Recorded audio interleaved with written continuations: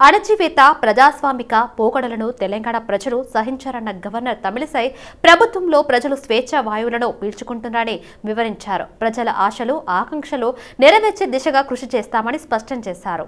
ఎన్నికల వేళ ప్రకటించిన అన్ని డిక్లరేషన్లు అమలు చేస్తామన్న గవర్నర్ ప్రాజెక్టుల్లో జరిగిన అవినీతి అక్రమాలపై విచారణకు కట్టుబడి ఉన్నామని వివరించారు. ఆ దిశగా ఇప్పటికే చర్యలు చేపట్టినట్లు గవర్నర్ వివరించారు. అమరవీరుల కుటుంబాలకు 250 గజాల ఇంటి స్థలం, గౌరవ భృతి సహా వ్యవసాయానికి 24 గంటల విద్యుత్ ఇచ్చేందుకు ప్రభుత్వం కట్టుబడి ఉందని తెలిపారు. కొత్త ప్రభుత్వానికి అభినందనలు తెలిపారు. ప్రజాసేవలో విజయం సాధించాలని కొత్త ప్రభుత్వాన్ని కోరుతున్నారని ఉభయ సభలను ఉద్దేశించి గవర్నర్ తమిళిసై ప్రసంగించారు. From the 10 years of repression in the recently concluded elections, their message is clear and loud. I appreciate the collective wisdom of the people. Telangana is breathing fresh air of freedom and liberty now. Telangana is liberated from autocratic rule and dictatorial tendencies. The people's verdict unequivocally stated that it would not tolerate any repression. This verdict became a cornerstone for civil rights and democratic rule. The iron barricades that divided the rulers from the people have been dismantled. I feel proud to say that the glass houses and the obstacles have been removed and the true people's governance has begun. Our governance is moving forward and taking steps in this direction. The Prajavani program is the first step in this direction for the entire country. The Telangana state was formed as per the aspirations of 4 crore people. The supreme sacrifices of the youth and the relentless struggle of students. My government is on the firm view that elected governments should govern keeping in view the sacrifices made by people and they should act. Assembly వ్యవహారాలకు సంబంధించి 4 విప్లను ప్రకటించింది Congress party. Vemulawada MLA ఆది Srinivas, Aleru MLA బీలరా Ailayya, Dharmapuri MLA Adluri Laxman, దోర్నాకల్ Ramachandra నాయక్లకు అవకాశం లభించింది. ఈ మేరకు ప్రభుత్వం ఉత్తర్వులు జారీ చేసింది. అసెంబ్లీలో ఎమ్మెల్యేలను సమన్వయం చేసుకోవడం, ప్రతిపక్షాలకు సరైన సమాధానం ఇవ్వడం, కౌంటర్ ఇచ్చే విధంగా పార్టీ ఎమ్మెల్యేలకు మార్గనిర్దేశం చేయనున్నారు ఈ విప్లు. అసెంబ్లీ సమావేశాలు ప్రారంభం కావటం, గవర్నర్ సందేశానికి ధన్యవాదాల తీర్మానం సందర్భంగా పలువురు సభ్యులు ప్రసంగించనున్నారు. అసెంబ్లీలో ప్రతిపక్షాల బలం కూడా చెప్పుకోదగిన సంఖ్యలోనే ఉండటంతో ఈ విప్ల బాధ్యత మరింత పెరిగింది. రాష్ట్ర వ్యవసాయ, మార్కెటింగ్, సహకార, హ్యూన్లూమ్స్, టెక్స్టైల్ శాఖ మంత్రిగా తుమ్మల నాగేశ్వరరావు డాక్టర్ బిఆర్ అంబేద్కర్ సచివాలయంలో వేద పండితుల మంత్రోచ్చరణల మధ్య బాధ్యతలు స్వీకరించారు. ఈ పదవి స్వీకార కార్యక్రమానికి మంత్రి కుటుంబ సభ్యులు హాజరయ్యారు. రాష్ట్ర ఉప ముఖ్యమంత్రి బట్టి విక్రమార్క, వ్యవసాయ శాఖ కార్యదర్శి రఘునందన్ రావు, డైరెక్టర్ గోపి, ఉద్యానవన శాఖ కమిషనర్ హనుమంతారావు, సత్యశారదలతో పాటు పలువురు ప్రజాప్రతినిధులు మంత్రికి శుభాకాంక్షలు తెలిపారు. ఫార్మా సిటీ రద్దు చేయడం రంగారెడ్డి జిల్లా వాసులకు పండగని ఇబ్రహీపట్నం ఎమ్మెల్యే మల్రెడ్డి రంగారెడ్డి అన్నారు. గత ప్రభుత్వం రైతులకు అన్యాయం చేసిందన్న ఆయన రైతు సంక్షేమమే కాంగ్రెస్ ప్రభుత్వ లక్ష్యమని తెలిపారు. ఎన్నికల వేళ ఇచ్చిన 6 గ్యారంటీలో ఇప్పటికే 2 అమలు చేస్తామన్న ఆయన మిగతా 4 గ్యారంటీలను 100 రోజులు అమలు చేసి ఇచ్చిన మాట నిలబెట్టుకుంటామని స్పష్టం చేశారు. మొత్తం అందులోనే మునిగిపోతున్నటువంటి పరిస్థితిలో కల్వకుర్తి కూడా పార్ట్ ఆఫ్ కల్వకుర్తి మునిగిపోతున్నటువంటి పరిస్థితిలో మా ముఖ్యమంత్రి గారు గతంలోనే పిసిసి అధ్యక్షునిగా చెప్పిండు, మేము వచ్చిన తర్వాత ఫార్మాసిటీని రద్దు చేస్తాం, ఫార్మాలో ఉండేటువంటి రైతుల బాగోగులను పట్టించుకొని వాళ్లకు న్యాయం చేస్తాం, నిర్బంధంగా జైళ్లల్లో పెట్టి భూములు అక్వైర్ చేసినారు. ఆ రోజు ఇందిరాగాంధీ ఉన్నప్పటి నుండి ఇచ్చినటువంటి భూములను దౌర్జన్యంగా పోలీసులను పెట్టుకొని మా వాళ్ళను రైతులను జైళ్ళకు పంపి భూములను లాక్కున్నారు. 600 106 ఫార్మాసిటీని రద్దు చేస్తామని ఏదైతే మాట పిసిసి అధ్యక్షునిగా ఉన్నప్పుడు చెప్పిండో ఆ మాటను ఈరోజు 100కి 100 అమలు చేయడానికి నిర్ణయం తీసుకుంటూ గతంలో బట్టి విక్రమార్క గారు కూడా నేనే తీసుకెళ్ళిన అక్కడ ఫార్మాసిటీ హౌస్లో ఆయన ఫ్లోర్ లీడర్ ఉన్నప్పుడు బట్టి విక్రమార్క గారిని, సీతక్క గారిని తీసుకెళ్ళి ఇంత అన్యాయం జరుగుతుంటే ఈ ప్రభుత్వానికి చీమ కుట్టినట్టు కూడా లేదు.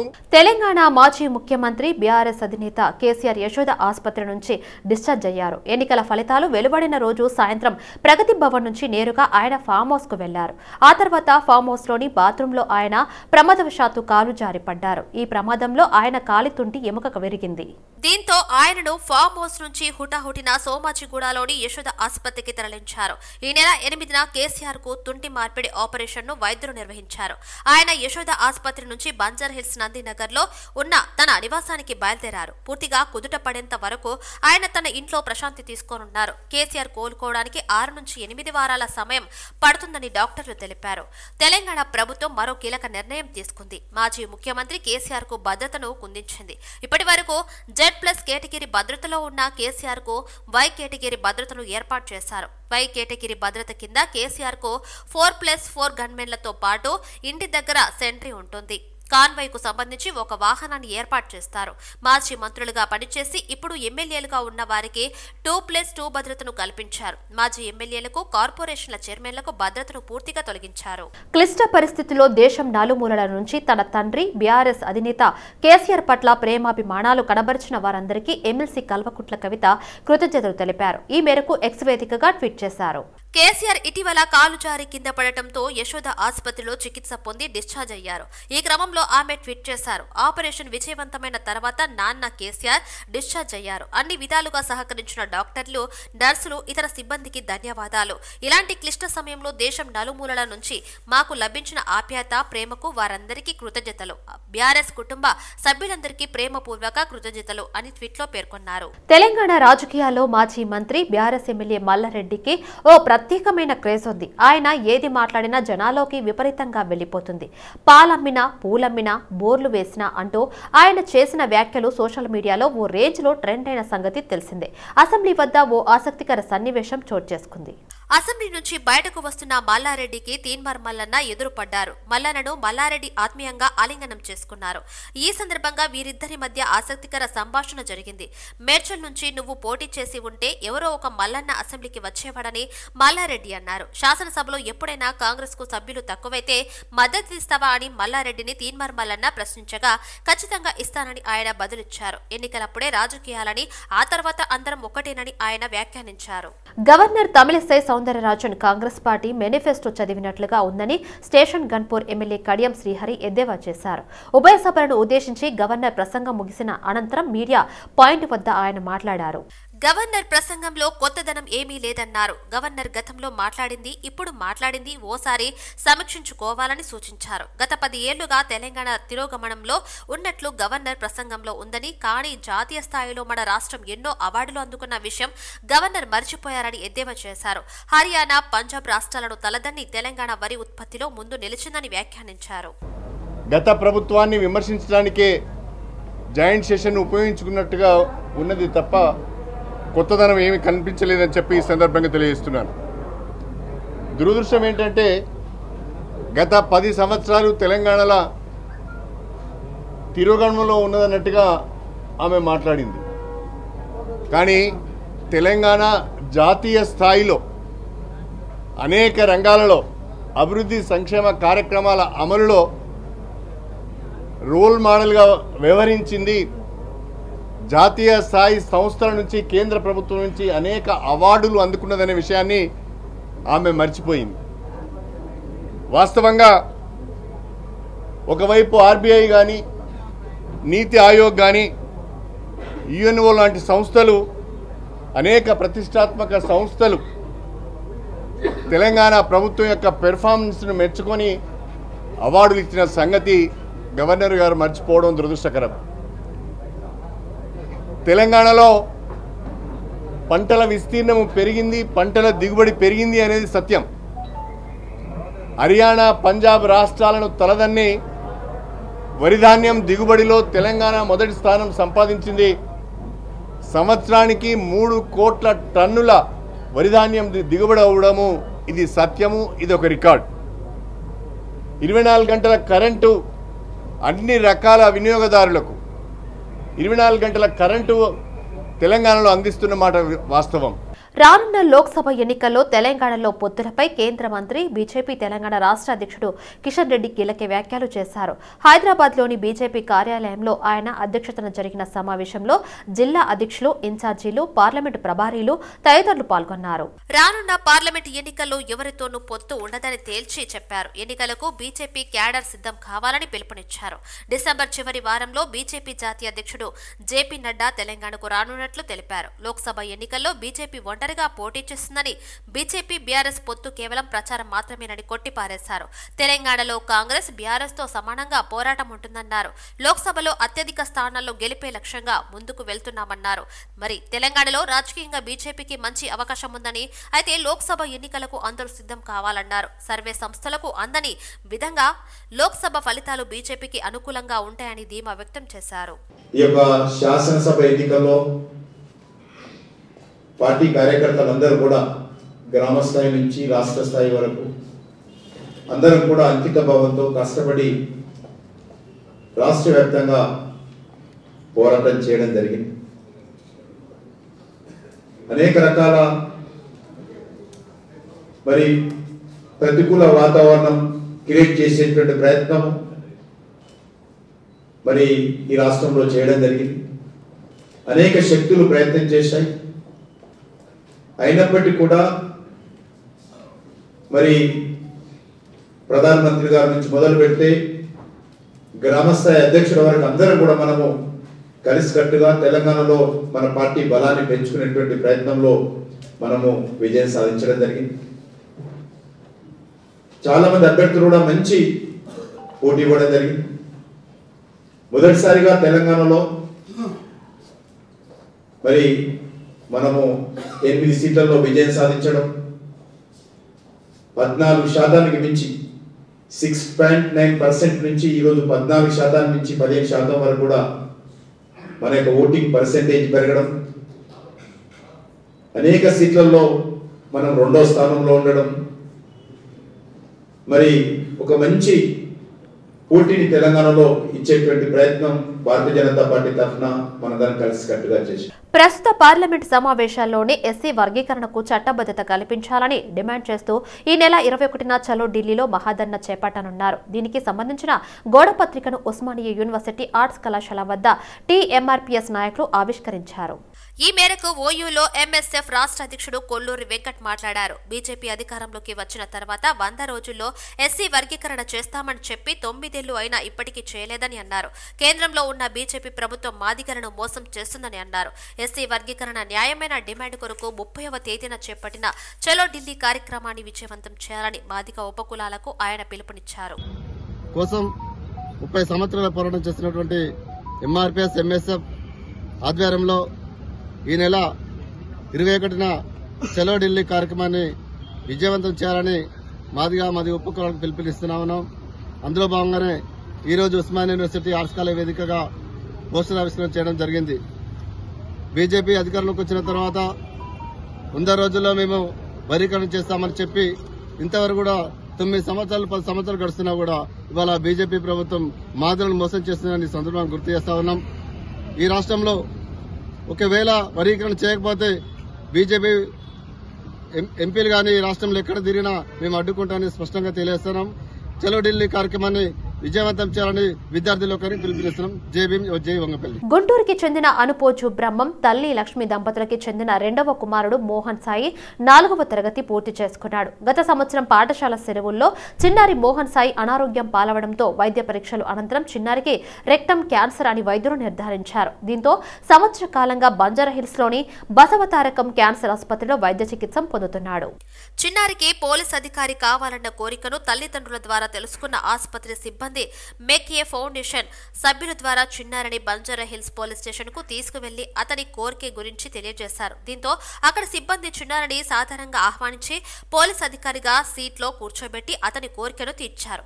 బంజారాహిల్స్ డిటెక్టివ్ ఇన్స్పెక్టర్ జాకీర్ హుస్సేన్ చిన్నారికి పోలీస్ గౌరవ వందనం చేసి చిన్నారి నుంచి కూడా గౌరవ వందనం స్వీకరించారు.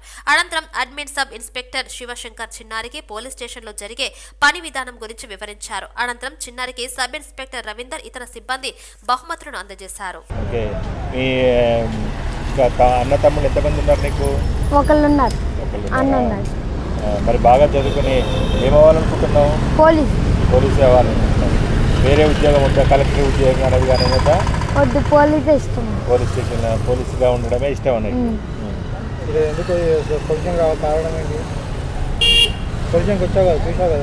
పోలీసులు చెప్పారా నీకు ఎట్లా ఉంది, పోలీస్ స్టేషన్ ఎట్లా పని చేసేది అన్ని చెప్పారా? మళ్ళీ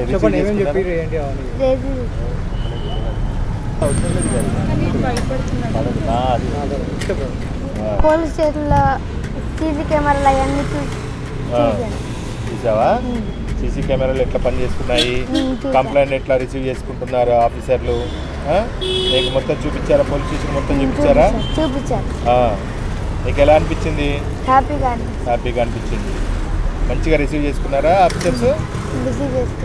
ఆఫీసర్ సీట్లో కూర్చున్నావు కదా, నువ్వు ఆఫీసర్ అయ్యా ఫీలింగ్ ఉండేనా? భవిష్యత్తులో తప్పకుండా అవుతావు కదా ఆఫీసర్? చిలపూరిపేట మాది, స్విమ్మింగ్ మిల్ పనిచేస్తాను నేను. అక్కడ చాలాసార్లు బాగా జ్వరం వచ్చేది, తగ్గేది, నాకు తెలియలే క్యాన్సర్ తెలియలేదు. ఒక చోట ఎయిమ్స్ హాస్పిటల్కి వచ్చాం మంగళగిరి, అక్కడ క్యాన్సర్ అని చెప్పారు. ఏమంటే బసవతారక హాస్పిటల్, అక్కడ హజ్కిన్ లింఫోమా క్యాన్సర్ ఇది, అది పర్వాలేదు కిమో పడతాయి, తగ్గిపోతుంది, క్యూర్ అవుతుందని చెప్పారు మేడం. బసవతారక హాస్పిటల్ ట్రీట్మెంట్ జరుగుతుంది, క్యూర్ అవుతుందని చెప్పారు. స్టేజ్ అని చెప్పారు. కొద్దిగా ఫస్ట్లో మాకు కొద్దిగా భయంగా ఉందని వచ్చింది. కొద్దిగా ఫస్ట్లో ఎక్కడ వాళ్ళు చెప్పిన 6 నెలలు పట్టిద్దని చెప్పినప్పుడు ఎక్కడ ఉండాలో ఏం చేయాలో అర్థమయ్యేది. అయోమయ పరిస్థితులు ఉన్నప్పుడు చేంజ్డ్ వాళ్ళు మేడం వాళ్ళు వచ్చారు, మేము ఉన్నామని వాళ్ళు తీసుకెళ్లారు మమ్మల్ని. రూమ్ అది ఇచ్చి వంట చేసుకుని పిల్లడి బాగా అన్ని సౌకర్యాలు ఇచ్చారు మేడం వాళ్ళు. నరేష్ గారు పిల్లలకి ఏమైనా గిఫ్ట్లు కావాలన్నా ఇవ్వడానికి వచ్చారు. రాష్ట్రంలో అధికారంలోకి వచ్చిన కాంగ్రెస్ పార్టీ మహిళలకు అమలు చేస్తున్న ఉచిత బస్సు ప్రయాణం వల్ల ఆటో డ్రైవర్లు ఉపాధి కరువై ఇబ్బందులకు గురవుతున్నారని బీఎంఎస్ జాతీయ నాయకులు అల్లూరి రవిశంకర్ ఆరోపించారు. తెలంగాణ రాష్ట్రంలో కాంగ్రెస్ పార్టీ తీసుకొచ్చిన మహిళలకు ఉచిత బస్సు ప్రయాణం కల్పించిన పథకంపై ప్రభుత్వం పునరాలోచించాలని ఆయన కోరారు. హైదరాబాద్ ఆర్టీసీ క్రాస్ రోడ్ లోని బీఎంఎస్ కార్యాలయంలో తెలంగాణ రాష్ట్ర auto and taxi driver union సమావేశమయ్యారు.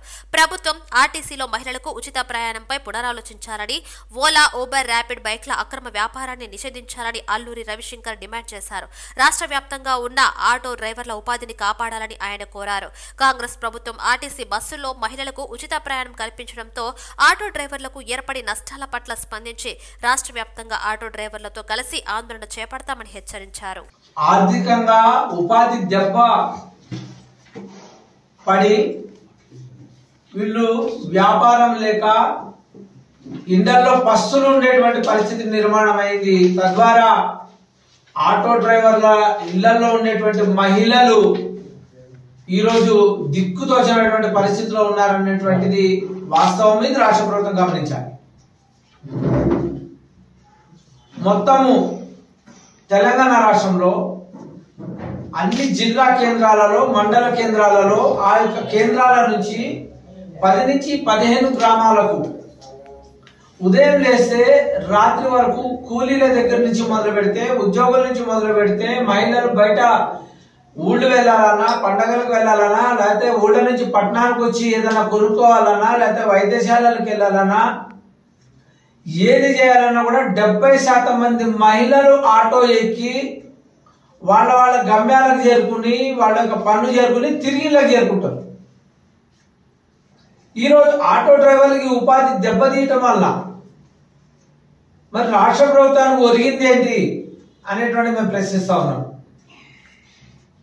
భారతీయ మజ్దూర్ సంఘ్ అనుబంధ Telangana state auto and taxi drivers union Telangana ఎన్నికల్లో విధాత కన్సల్టింగ్ కీలక పాత్ర పోషించిందని విధాత వ్యవస్థాపకుడు రాజ్ జనకం తెలిపారు. ఒక అభ్యర్థి 50,000 ఓట్లతో అపూర్వ విజయం సాధించడంలో ముఖ్య భూమికను వహించామన్నారు. ఖచ్చితమైన బూత్ స్థాయి ఫలితాలను అందించడమే కాకుండా తక్కువ వ్యయంతో వినూత్న ప్రచారాలను నిర్వహించగలిగామని తెలిపారు. ఎప్పటికప్పుడు సరికొత్త వ్యూహాలను అమలు చేయడంతో తమ సంస్థ విజయం సాధించిందన్నారు. సమర్థవంతమైన పరిష్కారాలను అందించడం తమ ప్రత్యేకత అని తెలిపారు. తమ క్లయింట్లకు ఎన్నికల్లో తక్కువ ఖర్చుతోనే విజయాన్ని అందించేందుకు కృషి చేస్తామని తెలిపారు. తమ క్లయింట్లకు సమగ్ర విజయాలను అందించాలనేది సంస్థ ప్రాథమిక సూత్రమని అన్నారు. అనుభవజ్ఞులైన అత్యంత ప్రతిభావంతులైన వారి టీంలో పనిచేస్తున్నారన్నారు. రిపోర్టింగ్ వాళ్ళకి ఏమవుతుందో ఆన్ గ్రౌండ్లో రీసెర్చ్ చేసి కంటెంట్ చేసి దాన్ని ఒక నేరేటివ్ వాళ్ళకు ప్రజల దాకా తీసుకెళ్ళటము. దెన్ మనము ఫీల్డ్లో స్టాఫ్ని పెట్టి వాళ్ళ క్యాడర్ తోటి కలిసి ఆ రిజల్ట్స్ తీసుకురావటము, ఓటర్స్ తోటి కనెక్షన్ పెంచటము, లోకల్గా మేనిఫెస్టో తయారు చేయటము, లోకల్గా క్యాడర్ మధ్యలో ఏమవుతుంది, ఆపోజిషన్ మధ్యలో ఏమవుతుంది అనేది కొంచెం ఇంటెలిజెన్స్ టీమ్ని నడిపి ఇంటెలిజెన్స్ వాళ్ళ దాకా తీసుకురావటము. లాస్ట్కి వచ్చి ట్రైనింగ్స్ కూడా ఇవ్వటం. పోలింగ్ ఏజెంట్స్ కూడా ఇవాళ రేపు చాలామంది యంగ్ పిల్లలకు తెలియదు. అటువంటప్పుడు పోలింగ్ ఏజెంట్స్కి కూడా ట్రైనింగ్ ఇవ్వటము, పోలింగ్ బూత్ నాడు ఎట్లా అవుతుంది, మొబిలైజేషన్ ఎట్లా అవుతుంది, క్యాంపెయిన్స్ ఏం చేయాలి మన నియోజకవర్గంలో, మన పార్టీకి అనుకూలంగా మనం మొత్తం ఓటర్స్కి ఏం వాళ్ళు చూస్తున్నారో అది డెలివర్ చేయగలిగే క్యాంపెయిన్స్ని ఎగ్జిక్యూట్ చేయటం అనేది మా ఇంపార్టెంట్. నోరూరించిన ఆహారోత్సవ తాయ్ రుచి సుగంధ ద్రవ్యాలు మూలికల ఆకర్షణీయమైన సారాంశాన్ని స్థానిక రుచికరమైన వంటకాలతో మిళితం చేశారు. ఈ కొత్త మెనూను సోమాజిగూడలోని మెర్క్యూర్ హోటల్లో ప్రారంభించారు. గ్రిల్, డీమ్సము, స్టాటర్ల సమ్మేళనంతో భోజన ప్రియుల అభిరుచికి అనుగుణంగా ఈ ఉత్సవాన్ని నిర్వహిస్తున్నట్లు నిర్వాహకులు తెలిపారు. రుచికరమైన థాయ్ వంటకాలతో పాటు హైదరాబాదీ హలీం, సుగంధ బిర్యానీ ఇక్కడ ఉన్నట్లు hotel general manager Parag Shah తెలిపారు. మెను కొత్త భోజన అనుభవాన్ని అందించడానికి రూపొందించారు. ఈ సందర్భంగా mercury Hyderabad KCP general manager Parag Shah మాట్లాడుతూ గ్రిల్స్, డిమ్సమ్లు, స్థానిక స్టాటర్ల సమ్మేళనంతో సహా అనేక రకాల ఎంపిక చేసి పసందైన రుచులను ప్రజలకు అందించడమే లక్ష్యంగా పనిచేస్తామని తెలిపారు. ఈరోజు మనము టెర్రస్ రెస్టారెంట్ మెన్యూ రీలాంచ్ చేస్తున్నాము. ఈ మెన్యూ రీలాంచ్ మెయిన్ కాన్సెప్ట్ ఏంటంటే we have introduce small plates and big plates అనమాట. నార్మల్గా మనం ఎక్కడైనా రెస్టారెంట్కి వెళ్తే మనం ఒక పోర్షన్ ఏదైనా స్టార్టర్ ఆర్డర్ చేస్తే ఇద్దరు వచ్చి అది వేస్ట్ అయిపోతుంది లేదా చల్లగా అయిపోతుంది. సో దాని బదులు మేము ఏం చేసామంటే స్మాల్ ప్లేట్స్ అనేది ఒక ఇద్దరు తినేటట్టుగా స్మాల్ ప్లేట్స్ అనేది ఇంట్రడ్యూస్ చేసి ప్రైస్ కూడా దానికి తగ్గట్టు పెట్టామన్నమాట. దానివల్ల ఎవరైతే గెస్ట్ ఎవరైతే వస్తున్నారో వాళ్ళు ఒక వెరైటీ బదులు అదే ప్రైస్కి 2 వెరైటీలు టేస్ట్ చేయడానికి బాగుంటుంది. సో ఇది మెయిన్ కాన్సెప్ట్. దాంతోపాటు మేము Thai cuisine and also local cuisine add చేసి కొత్త మెన్యూ అనేది మనం ఇంట్రడ్యూస్ చేసాము. మన ఇన్హౌస్ గెస్ట్ ఎవరైతే ఉన్నారో మెయిన్లీ ఫారినర్ క్లయింట్స్కి వాళ్ళకి కొంచెం Thai cuisine and continental cuisine మనము మోస్ట్లీ ప్రిఫర్ చేస్తారు. సో దానివల్ల we have added in to the menu అనమాట. అట్లనే కొన్ని మెయిన్ డిషెస్ వచ్చేసి కౌస్వే సూప్, అది one of the Thai soup, and panang curry.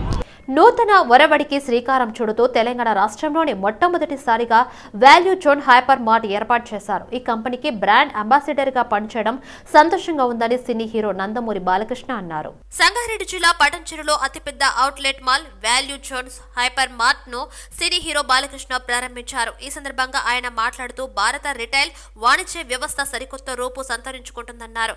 వర్తక వాణిజ్యాలలో సుదూర దృష్టి కలిగిన P Venkateswarlu, S Rajamouli, T Prasada Rao, దివంగత పి సత్యనారాయణ క్రియాశీలక సారథ్యంలో హైదరాబాద్ ప్రాంతంలో వాల్యూ జోన్ హైపర్ మార్ట్ రూపుదిద్దుకోవడం ఆనందంగా ఉందన్నారు. వస్తువులు ఉన్నాయి అంటే single window system, all in under one roof.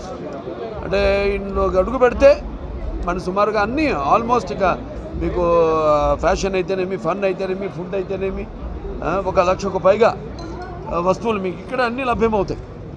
అంటే ఒక ఫర్నిషింగ్ కానివ్వండి, లేకపోతే ఫుట్వేర్ కానివ్వండి, ఫ్యాషన్ కానివ్వండి, లేకపోతే యాక్సెసరీస్ కానివ్వండి, అన్నీ గ్రాసరీస్ మొత్తం అన్నీ, అంటే బట్టల నుంచి పెద్దల నుంచి పిల్లల వరకు అన్నీ ఒకే చోట మీకు సౌలభ్యమయ్యే ఒక సూపర్ మార్ట్, హైపర్ మార్ట్ మన వాల్యూ జోన్. సో దీనికి నేను అంబాసిడర్గా ఉండమంటే నేను కూడా ఎప్పుడు కొత్తదనాన్ని నేను ప్రోత్సహిస్తూ ఉంటాను. అలాగే నేను ఇంకో 10 సంవత్సరాల ముందు ఆలోచిస్తూ ఉంటాం అందరికంటే కూడా, మా నాన్నగారిలాగే. దానికి మరి అప్పటికిప్పటికి ఏంటంటే ఇప్పుడు ఇంకా అంటే ఎప్పటికప్పుడు ఏ రోజు మనం వేసుకున్న బట్టలు ఆ రోజు మరుసటి రోజుకి మనం మారుస్తున్నామో మళ్ళీ వేసుకోకుండా, అలాగే మనం చేసే ప్రతి పనిలో కూడా అది శాశ్వతంగా ఉండిపోయేలా, గుర్తుండిపోయేలా ఉండాలి. సో గుర్తుండిపోయేలా ఎలా ఉంటుంది, ముందు దానికి ఎవడు ముందడుగేస్తారు. ఏపీ సీఎం వైఎస్ జగన్ ఆస్తుల కేసులపై తెలంగాణ హైకోర్టు విచారణ చేపట్టింది. జగన్ ఆస్తుల కేసులపై మాజీ ఎంపీ హరారామజోగయ్య ప్రజా ప్రయోజన వాద్యం దాఖలు చేసిన సంగతి తెలిసిందే. ఈ పిలుకు సంబంధించిన తెలంగాణ హైకోర్టు ఇదివరకు వైఎస్ జగన్ కు సీబీఐకి నోటీసులు జారీ చేసింది. అయితే ప్రతివాదుకులు ఇప్పటికీ నోటీసులు అందలేదని తెలుస్తోంది. ప్రజాప్రతినిధుల కేసులను త్వరగా విచారించాలని సుప్రీంకోర్టు గతంలో ఆదేశాలు జారీ చేసింది. ఈ నేపథ్యంలో తెలంగాణ హైకోర్టు ప్రజాప్రతినిధుల కేసులను సుమోటో పిల్ రూపంలో విచారిస్తోంది. ఈ ప్రజాప్రతినిధుల కేసుల సుమోటో పిల్ను జగన్ కేసులపై దాఖలైన పిల్తో జతపరచాలని కోర్టు రిజిస్ట్రార్కు ఆదేశాలు జారీ చేసింది. జగన్ పై నమోదైన కేసుల విచారణను ఎన్నికల్లోపు పూర్తి చేయాలని హరిరామ చోకయ్య తన పిటిషన్లో కోరారు. ఇంకా 20 కేసులో డిశ్చార్జి పిటిషన్లు పెండింగ్ లో ఉన్నాయని వివరించారు. దీనిపై సీబీఐ తరపు న్యాయవాది స్పందిస్తూ డిశ్చార్జి పిటిషన్ల పెండింగ్ పై సీబీఐ కోర్టులో మెన్షన్ చేసినట్టు తెలంగాణ హైకోర్టుకు తెలిపారు. వాదనలు విన్న పిమ్మట తెలంగాణ హైకోర్టు డిశ్చార్జి పిటిషన్లపై 2 నెలల